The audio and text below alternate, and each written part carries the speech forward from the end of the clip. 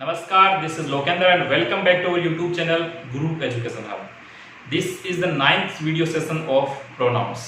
देखिए पिछले 8 video session में हमने अलग अलग प्रकार के प्रोनाउन को डिस्कशन किया, जिसके अंदर हमने पढ़ लिया था पर्सनल प्रोनाउन, जिसमें हमने बात की थी पर्सन की, यानी first, second and third person की।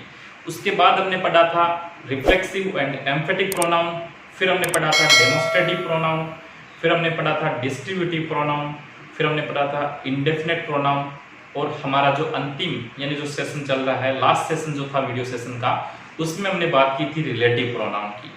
देखिए हर एक वीडियो सेशन में जैसे अर्थ जो है उसका नाम सजेस्ट करता है, उसी प्रकार से इस प्रोनाउन में भी रिलेटिव प्रोनाउन यानी नाम से उसका अर्थ सजेस्ट हो रहा है। जैसे रिलेटिव प्रोनाउन वो प्रोनाउन जो अपने से पहले आने वाले संज्ञा, आई रिपीट कि रिलेटिव प्रोनाउन वो वर्ड है जो अपने से पहले आने वाली संज्ञा से एक रिलेट यानी संबंध स्थापित करता है, संबंध बताने का काम करता है, वो रिलेटिव प्रोनाउन होगा। देखिए पिछले वीडियो सेशन में हमने बात की थी हु एंड हुम की। अगर आपने पिछला वीडियो सेशन नहीं देखा है तो आप हमारे डिस्क्रिप्शन में जा सकते हैं, वहां पर लिंक दिया गया है, वीडियो आप जरूर देखें, क्योंकि पिछले वीडियोस अगर आप देखेंगे तो आपका कंसेप्ट क्लियर होगा। तो आज का जो वीडियो सेशन होगा उसके अंदर हम बात करने वाले हैं रिलेटिव प्रोनाउन के विच एंड हुज सेक्शन की, यानी आज का जो वीडियो सेशन होगा उसके अंदर हम बात करने वाले हैं रिलेटिव प्रोनाउन के अगले टर्म यानी विच एंड हुज की। So let's start today's discussion. चलिए आज हम बात करते हैं हुज। देखिए पिछला जो वीडियो सेशन था उसके अंदर हमने बात की थी हु एंड हुम की। दोनों जो था उन दोनों का जो प्रयोग था वो पर्सन के लिए यानी व्यक्तियों के लिए यूज किया गया था। हमने बात की थी हु की, तो हु जो था वो हमेशा सब्जेक्टिव केस के रूप में काम आता है, और हमने बात की थी हुम की जो सब्जेक्टिव के साथ साथ ऑब्जेक्टिव केस के रूप में भी काम में आता है, लेकिन अधिकतर ऑब्जेक्टिव केस के रूप में काम में आता है। तो आज का जो हमारा सेशन होगा वो बात करेंगे हम हुज की। हुज जो है उसका अर्थ अगर हम रिलेटिव प्रोनाउन के टर्म में लें तो इसका अर्थ जो होगा वो होगा जिसका या जिसकी, यानी इसका अर्थ क्या मानेंगे हम, हुज यानी जिसका या जिसकी। सामान्य WH वर्ड के रूप में जब हुज का हम अर्थ सजेस्ट करने की कोशिश करें तो उसका अर्थ होता है किसका या किसकी, लेकिन रिलेटिव प्रोनाउन के अंदर जो अपने से पहले वाली संज्ञा से संबंध स्थापित करता है उस अर्थ में आप इसका अर्थ क्या लेंगे, हुज यानी जिसका या जिसकी। देखिए इसका प्रयोग हम किसके संदर्भ में करते हैं ये हमें देखना है। इसका प्रयोग आप समझ सकते हैं पर्सन के लिए होगा, इसका प्रयोग एनिमल्स के लिए होगा, यानी ये आपको याद रखना है कि हुज जो है इसका प्रयोग पर्सन यानी व्यक्तियों के लिए भी होगा, और हुज का प्रयोग जो है वो एनिमल्स के लिए भी किया जाता है। देखिए हुज जो है वो हमेशा एक पोजीशन दिखाता है, या हम कह सकते हैं एक ओनरशिप यानी स्वामित्व की अपने ऊपर, या किसी हम कह सकते हैं कि अधिकार की जब बात की जाएगी, जब स्वामित्व की बात की जाएगी तो हम हुज का क्या करेंगे, यहां पर प्रयोग करेंगे। देखिए हुज जो है उसके तुरंत बाद, उसके तुरंत बाद रिलेशन शोइंग वर्ड्स आएंगे, यानी रिश्ता जो है उसको प्रदर्शित करने वाले कुछ वर्ड्स जो है वो हुज के तुरंत बाद वाक्य में दिए जाएंगे। तो ये 2-3 छोटी छोटी बातें जो है वो आपको जरूर ध्यान रखनी चाहिए कि हुज जो है उसका अर्थ क्या होगा हिंदी में, जिसका या जिसकी। किसके अंदर, रिलेटिव प्रोनाउन के अंदर। हुज जो है उसका प्रयोग हमेशा पर्सन्स के लिए, व्यक्तियों के लिए किया जाएगा, और इसका प्रयोग हमेशा एनिमल्स के लिए किया जाएगा। I repeat, person and animals. इसके अलावा इसका अर्थ जो होगा वो हमेशा पोजीशन दिखाएगा, यानी एक ओनरशिप दिखाने का काम करेगा। इसके अलावा हम कह सकते हैं हुज के तुरंत बाद रिलेशन शोइंग वर्ड्स, यानी जो रिलेशन को दर्शाते हैं उन शब्दों का हमेशा यहाँ पर प्रयोग किया जाएगा। तो चलिए कुछ एग्जांपल्स के तौर पर देखते हैं कि हुज जो है उसका हम किस तरीके से रखते हैं। तो मैं वाक्य लिख रहा हूं,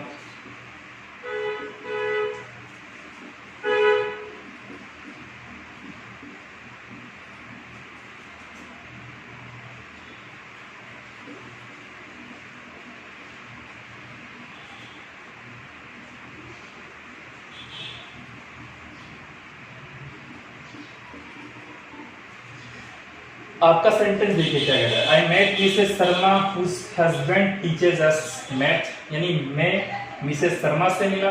यहाँ पर एक सेंटेंस है, एक पूरा का पूरा वाक्य बन रहा है यहाँ पर कि मैं किससे मिला, मिसेस शर्मा से, subjective case, verb and object. आगे बात करते हैं हुज की। हुज जो है उससे ठीक पहले एंटीसीडेंट दिया जाता है। हमने पिछले सेशन में बात की थी पूर्ववर्ती या पूर्वगामी, वो वर्ड जो हमेशा रिलेटिव प्रोनाउन से पहले यूज किया जाता है, यानी वो नाउन, उसको आप पूर्वगामी या एंटीसीडेंट इन इंग्लिश कह सकते हैं। तो हम बात किसकी कर रहे हैं, मिसेस शर्मा की, जिनके हस्बैंड जो है वो टीचर यानी पढ़ाते हैं, यानी हमें मैथ यानी गणित पढ़ाते हैं। तो हमने इस सेंटेंस के अंदर किसकी बात की, हुज की। और हुज जो है वो हमारा क्या कर रहा है यहाँ पर, वो एक तरीके से एक पोजीशन दिखाने की बात कर रहा है। किनके पति, मिसेज शर्मा के। कौन, पति क्या करते हैं, टीचेस मैथ। यानी एक तरीके से देखें तो हुज जो है वो यहाँ पर दो सेंटेंसेस को करेक्ट करने का काम कर रहा है, क्योंकि अगर यहाँ पर हुज नहीं होगा तो हम ये कह सकते हैं कि हुज अगर वाक्य के अंदर नहीं हो तो हम कह सकते हैं हर हस्बैंड, यानी दो सेंटेंस बन सकते हैं कि आई मेट मिसेस शर्मा। फिर अगर सेंटेंस में यहाँ हुज नहीं हो तो हुज यहाँ पर सब्जेक्ट का काम कर रहा है। हुज जो सब्जेक्ट के केस के लिए भी आता है, और हुज का जो प्रयोग है वो अक्सर एक कर्ता के रूप में वाक्य के अंदर दिया जाता है। तो यहाँ पर बात क्या कर रहे हैं, हुज अगर वाक्य में नहीं हो तो वाक्य कैसे बनेगा, her husband teaches us math. तो हर जब हमने हटाया है तो उसके रूप में दोनों वाक्यों को जोड़ने के लिए एज ए क्लोज का जो यहाँ पर काम कौन कर रहा है, हुज। एज ए कंजक्शन का यहाँ पर काम कौन कर रहा है, हुज। तो इस तरीके से सेंटेंस के अंदर हुज जो है उसका प्रयोग हुआ है। इसके अलावा जैसे एक सेंटेंस और हम देख लेते हैं,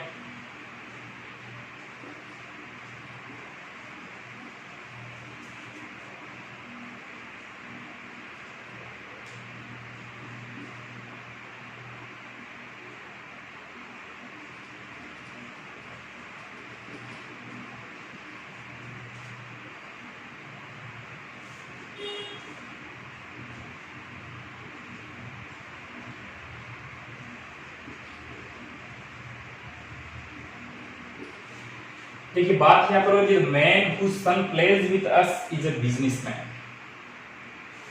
यानी वो व्यक्ति जिसका लड़का, बात किसकी कर रहे हैं, हुज, यानी हमने बात किसकी की, जिसका या जिसकी। रेस्पेक्टेबल वर्ड्स के रूप में हम जिनका भी बोल सकते हैं, जिनका लड़का प्लेज विद अस यानी हमारे साथ खेलता है, वो आदमी कौन है, इज ए बिजनेसमैन, यानी वो एक व्यापारी है। तो इस सेंटेंस के अंदर में बात की हुज, यानी हुज जो है वो यहाँ पर क्या कर रहा है, हुज जो है वो किसकी बात बता रहा है, द मैन, उस आदमी की। संबंध किससे दर्शा रहा है, उसका, किसका, उस व्यक्ति का लड़का। यानी जब अपोस्ट्रोफ ऑफ यानी अपोस्ट्रोफ एस जब हम यूज करते हैं किसी सेंटेंस में यहाँ पर लगाने के लिए, तो उसको प्रोनाउन के रूप में यूज में नहीं लिया जाता है, उसकी जगह यूज किसका हुआ है, हुज की। द मैन सन जब यूज करते हैं द मैन सन, उसकी जगह में यूज किसका किया है यहाँ पर, whose son. The man whose son plays with us, जो हमारे साथ खेलता है वो इज ए बिजनेसमैन, वो क्या है, एक व्यापारी है। तो इस तरीके से हम सेंटेंस के अंदर ध्यान दें तो हुज का जो प्रयोग है वो हमने इस संदर्भ में लिखा है। तो कुछ और सेंटेंस देखते हैं, तब तक आप समय ले सकते हैं, you can take your time.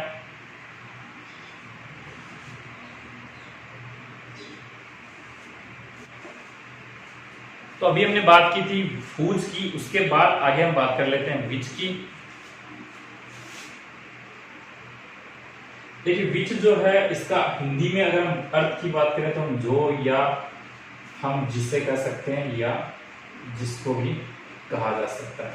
तो हिंदी का जो मीन होगा वो क्या होगा, जो या जिसे या जिसको कहा जाएगा।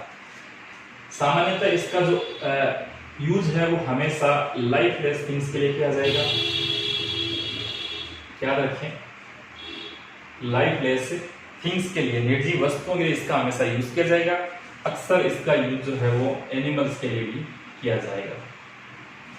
ठीक है, साथ साथ आप याद रखें कि यूज जो है इसका सब्जेक्टिव केस के रूप में भी और ऑब्जेक्टिव केस के रूप में भी होता है।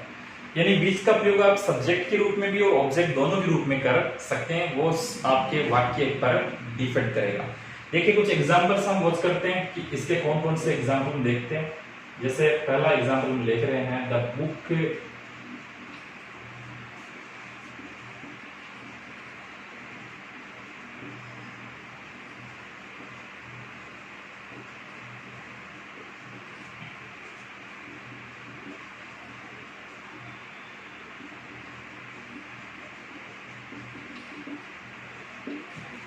The book which my mother gave me is very interesting. देखिए इसके अंदर हम बात करें तो हम चर्चा किसकी कर रहे हैं, बुक की यानी किताब। क्या है किताब, किताब इज वेरी इंटरेस्टिंग है, किताब बहुत ज्यादा क्या है, इंटरेस्टिंग है, रोचक है। लेकिन किताब को हमने यहाँ पर उसको संबंध जो स्थापित करने के लिए बात किसकी की है, विच की। कौन सी किताब, वह किताब विच माई मदर गेव मी, जो किताब मेरी माँ ने मुझे दी थी, वो किताब क्या है, बहुत ज्यादा इंटरेस्टिंग, विच का यूज हुआ है।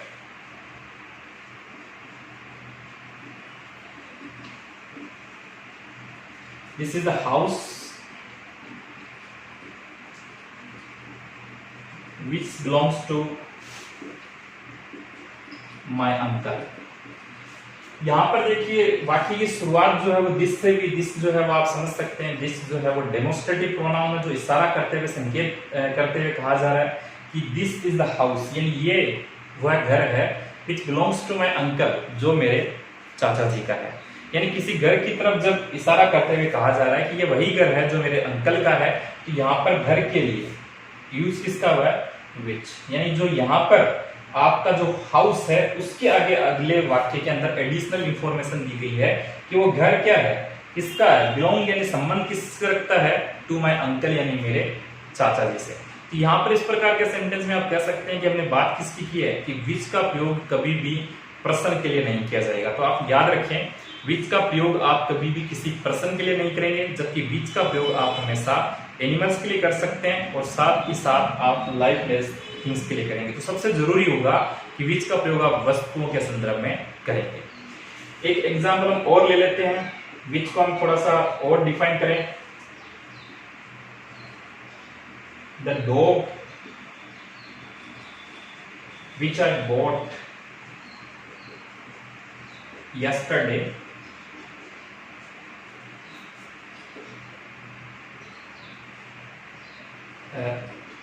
is white। डॉग, बात यहाँ पर किसकी हो रही है, यहाँ पर बात हो रही है डॉग की, और डॉग जो है वो एक जानवर है।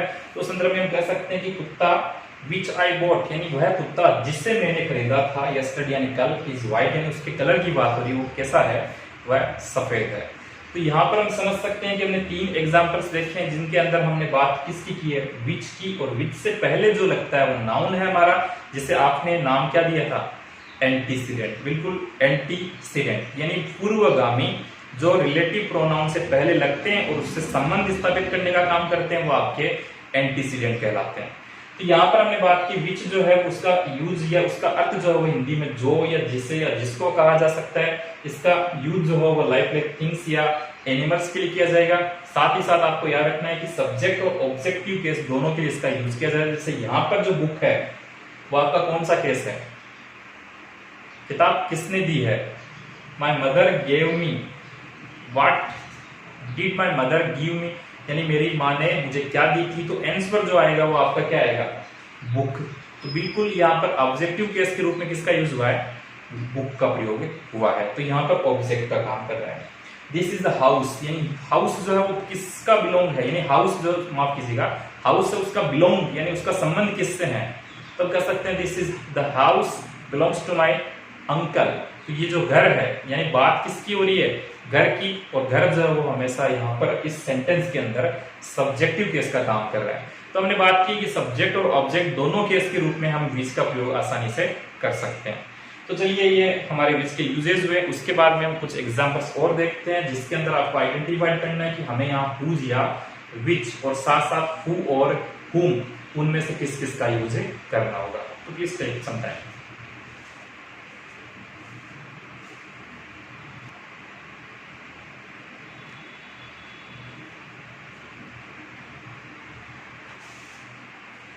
तो चलिए कुछ एग्जाम्पल हम देख लेते हैं जो हमारे एग्जाम में लगभग दिए जाते हैं, किस तरीके से परीक्षा में पूछे जाते हैं और हमें उनको किस तरीके से फिलअप करना है यहाँ पर। तो यहाँ हमें हु, हुम, हुज और विच जो है इनमें से कुछ एग्जाम्पल जो है वो दिए गए हैं और इनको आपको सही तरीके से वाक्य को पढ़कर फिलअप करना है। तो देखिए पिछले वीडियो सेशन में हमने बात की थी हु और हुम की। थोड़ा सा मैं और आपका क्लियर करता हूँ। हु जो है उसका अर्थ हमेशा जो होगा और इसका प्रयोग हमेशा हु जो है उसके तुरंत बाद हमेशा मेन वर्ब वाक्य में दी जाती है। लेकिन हु जो है उसका प्रयोग हमेशा मनुष्य के लिए यानी पुरुषों के लिए, या माफ कीजिएगा, हु का प्रयोग हमेशा व्यक्तियों के लिए किया जाएगा। पिछले जो वीडियो सेशन में है उसके अंदर, पिछले वीडियो सेशन में हमने बात की थी हुम की, जिसका प्रयोग जो है वो हमेशा जिससे के लिए और उसके ठीक बाद हमेशा सब्जेक्ट दिया जाता है। तो ये हमने पढ़ा था। लेकिन सबसे महत्वपूर्ण था कि इनका प्रयोग जो होगा वो हमेशा पर्सन के लिए किया जाएगा। आज हमने चर्चा की थी हुज एंड विच की, जो हमने ऑलरेडी पढ़ा है। अब हम देख लेते हैं पहला सेंटेंस हमारा, दिस इज द गर्ल। यहां बात किसकी कर रहे हैं? पर्सन की। तो आप समझ सकते हैं जब पर्सन की चर्चा होगी तो आप इनमें से हु, हुम, हुज और विच, इनमें से आप किसको हटा सकते हैं जब पर्सन की चर्चा होगी? बिल्कुल सही सोच रहे हैं कि जब पर्सन की चर्चा होगी तो हम यहां से किसको डिलीट कर सकते हैं? विच, यानी इस वाक्य में आपका विच नहीं आएगा। लेकिन आगे जब सेंटेंस को और देखते हैं तो हम कह सकते हैं this is the girl, Khalistan यानी ब्रैकेट जो उसके आगे यहाँ पर जो है मदर, यानी हम ये कह सकते हैं इस सेंटेंस के अंदर कि दिस इज द गर्ल, फिर खालिस्तान जो है इसके आगे दिया गया mother helped me in my project, यानी यह वही लड़की है। खालिस्तान जो है उसके ठीक बाद आपका एक रिलेशन शोविंग वर्ड दिया गया है। और रिलेशन शोविंग वर्ड जो है वो हमेशा किसमें दिया जाता है?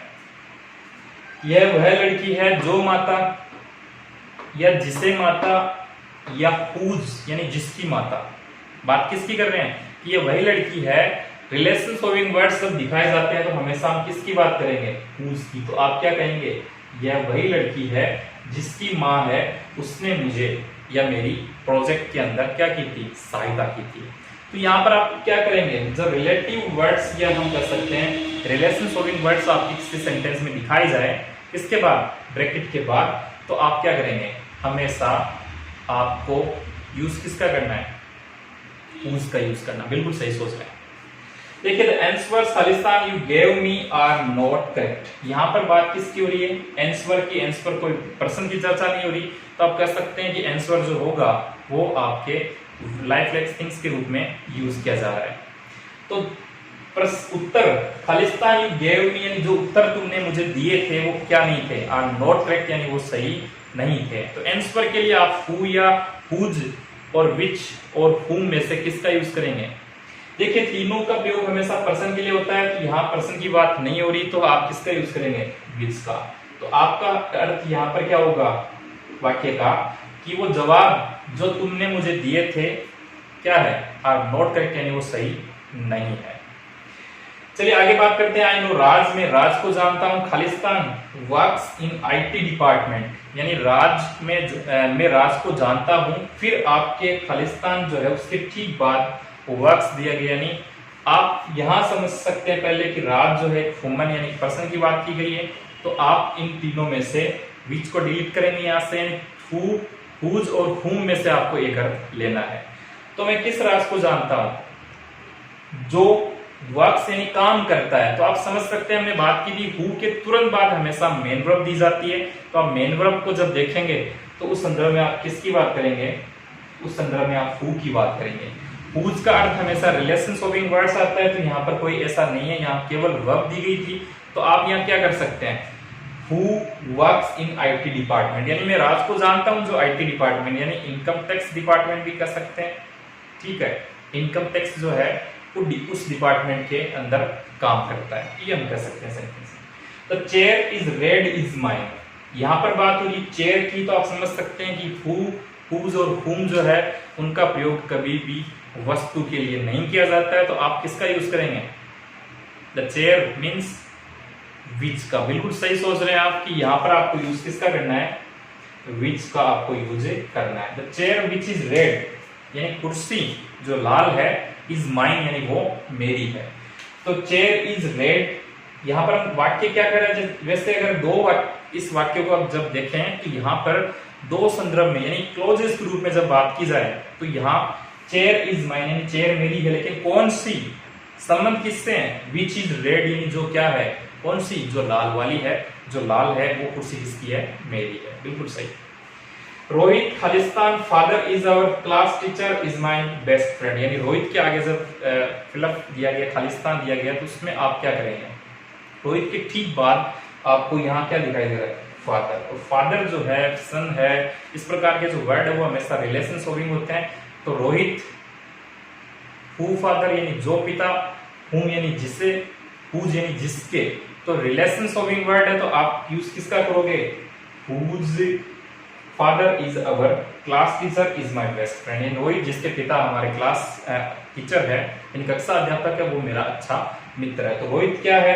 अच्छा फ्रेंड है, बेस्ट फ्रेंड है, और उसके पिता क्या है? मेरे क्लास टीचर। तो हुज जो है वो रोहित के पिता की भी यहाँ पर चर्चा कर रहा है। चलिए आगे बात करते हैं the moment. The moment, Khalistan moment का मतलब होता है क्षण या समय के लिए जब यूज किया जाता है। तो जो moment is lost for ever, यानी 2 बार यहाँ पर इज लॉस्ट का यूज किया गया है। तो जो क्षण खो जाता है वो हमेशा चला जाता है, यानी जो क्षण हम खो देते हैं, जो समय हम खो देते हैं, वो हमेशा के लिए क्या होता है? फॉर एवर, यानी हमेशा हमेशा के लिए चला जाता है। तो आप मोमेंट की जब बात करेंगे तो मोमेंट के लिए आप किसका यूज करेंगे? पर्सन या थिंग? बिल्कुल समय के लिए यहाँ पर आपका यूज किसका होगा? आप यूज करेंगे इसमें भी विच का यूज करेंगे। बिल्कुल ठीक सोच रहे हैं कि जो क्षण खो जाता है वो हमेशा के लिए क्या होता है? चला जाता है। लास्ट सेंटेंस आप देखिए, this is the book Khalistan I bought yesterday. यानी दिस इज द बुक, यह वही किताब है। अब किताब के लिए आपका यूज किसका होगा? हु का होगा, हुम का या हुज का। बुक के लिए किसका यूज करेंगे आप? बिल्कुल सही है कि बुक जो है वो भी अपने आप में लाइफलेस थिंग्स है, और लाइफलेस थिंग जो है उसके लिए हमेशा किसका यूज किया जाएगा? उसके लिए हमेशा विच का यूज किया जाएगा। तो जो यह वही किताब है जिसे मैंने कल खरीदा था। तो इस वाक्य के अंदर भी आपको किसका यूज करना है? विच का यूज करना है। तो देखिए आज का जो हमारा सेशन था वो मुख्यतः विच और हुज पर था, और उस सेशन में हमने बात की थी कि विच जो है उसका प्रयोग हमेशा वस्तुओं के लिए और जानवरों के लिए, जबकि हुज का प्रयोग हमेशा पर्सन के लिए और साथ साथ एनिमल्स के लिए भी किया जाता है। तो आज का सेशन जो था उसके अंदर बहुत महत्वपूर्ण हमने बात की किसकी? विच एंड हुज की, जो अक्सर एग्जाम में पूछ लिया जाता है। तो आज हमने बात की थी विच एंड हुज की, और विच और हुज जो था यानी बहुत ही महत्वपूर्ण कंसेप्ट था। आज का वीडियो आपको कैसा लगा ये आप कमेंट बॉक्स में जरूर बताएं, और साथ ही साथ आप जब तक हमारे वीडियोस को लगातार वॉच नहीं करेंगे तब तक आपके कंसेप्ट क्लियर नहीं होंगे। तो आप पिछले जो भी वीडियोस हमने आपके लिए अपलोड किए हैं वो आप हमारी वेबसाइट पर, या आप कह सकते हैं हमारे गुरु एजुकेशन हब जो है उस यूट्यूब चैनल पर इजीली वॉच कर सकते हैं।